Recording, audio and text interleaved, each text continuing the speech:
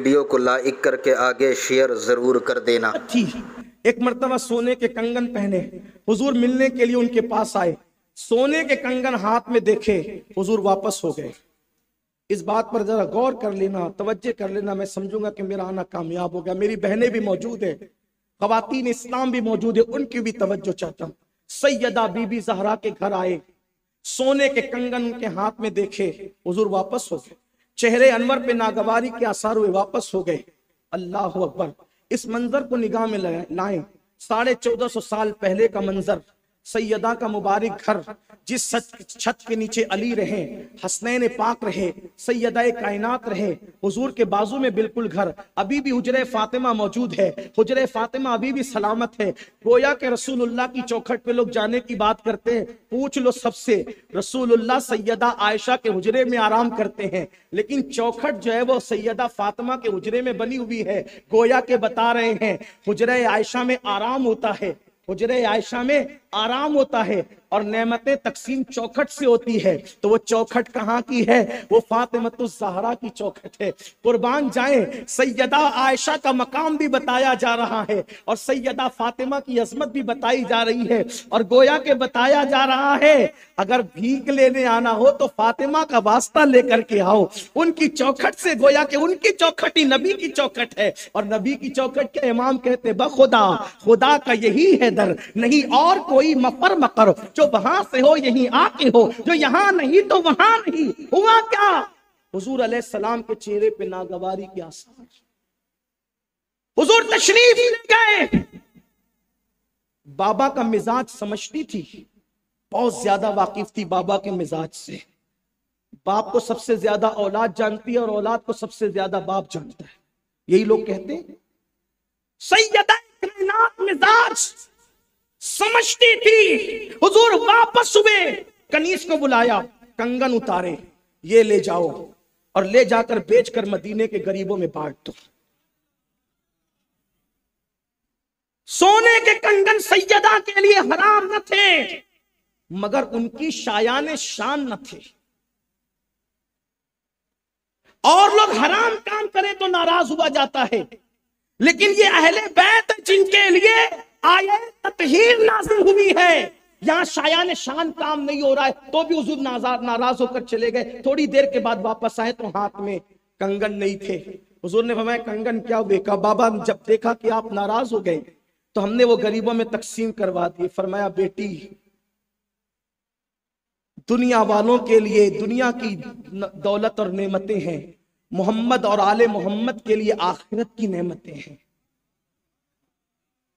अब मुझे बताओ, अगर सैयदा कायनात जैसी हस्ती सोने के कंगन पहन ले तो हुजूर की गैरते पाक का ये हाल कि सैयदा के दरवाजे से चेहरा फेर करके चले।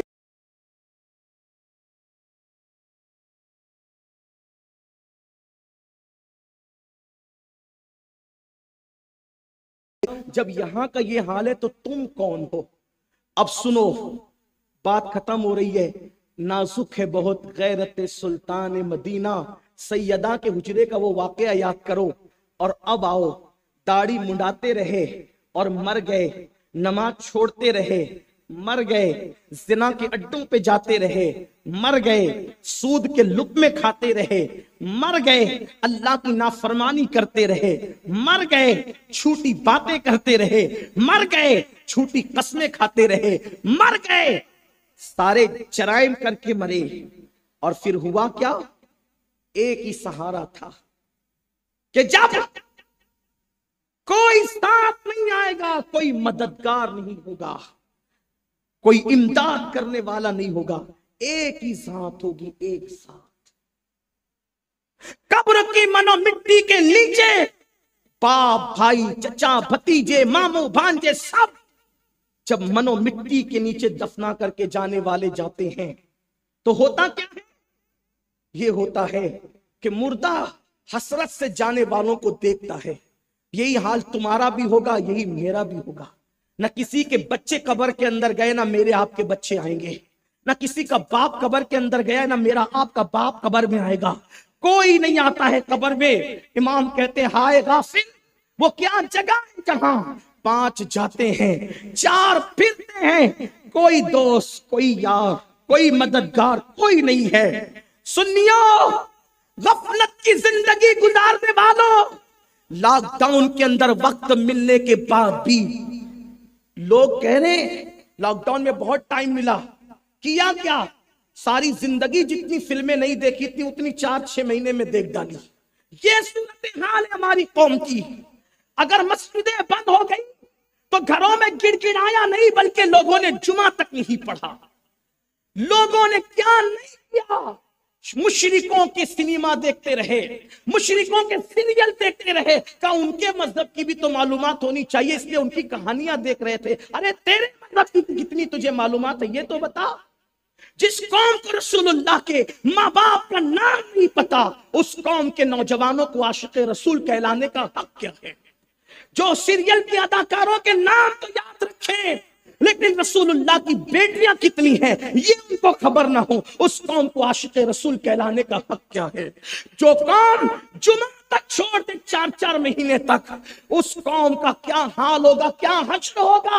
लोग कहते हैं तूफान है। क्यों तूफान है? कुरान कहता है वमा असाबकुम मिन मुसीबतिन फबिमा कसबत अयदीकुम वमा असाबकुम मिन मुसीबतिन फबिमा कसबत अयदीकुम, कि तुम पर जो भी मुसीबत आती है वो तुम्हारे बुरे अमाल की वजह से है, तुम्हारे करतूत की वजह से है। और सुन लो, मेरा अल्लाह कुरान में फरमाता है इन्ना बतशा रब्बिका लशदीद, तेरे रब की पकड़ बड़ी सख्त है।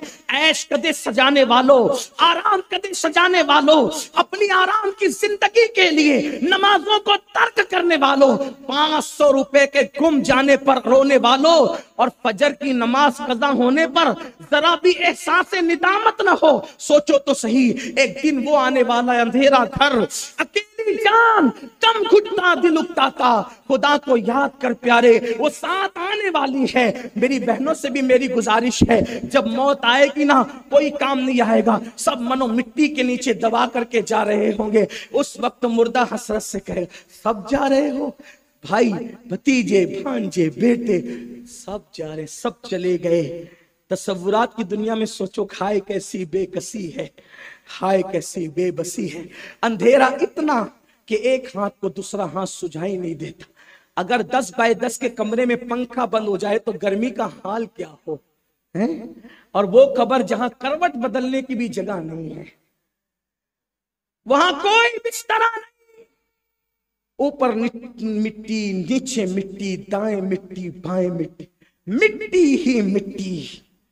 यहां पर कपड़े पर थोड़ा सा दाग लगे तो हम बेचैन हो जाते हैं, वहां तो सब मिट्टी है।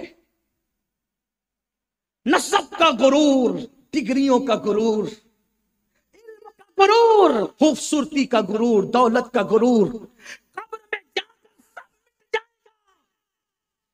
बादशाहों की कब्रों के निशान तक मिट गए, लोगों के महल्ला खंडरात में तब्दील हो गए। कौन क्या ले गया जो हम ले जाएंगे? डिग्रियां यही रहेगी, खूबसूरत चेहरों को कब्र के कीड़े खाएंगे।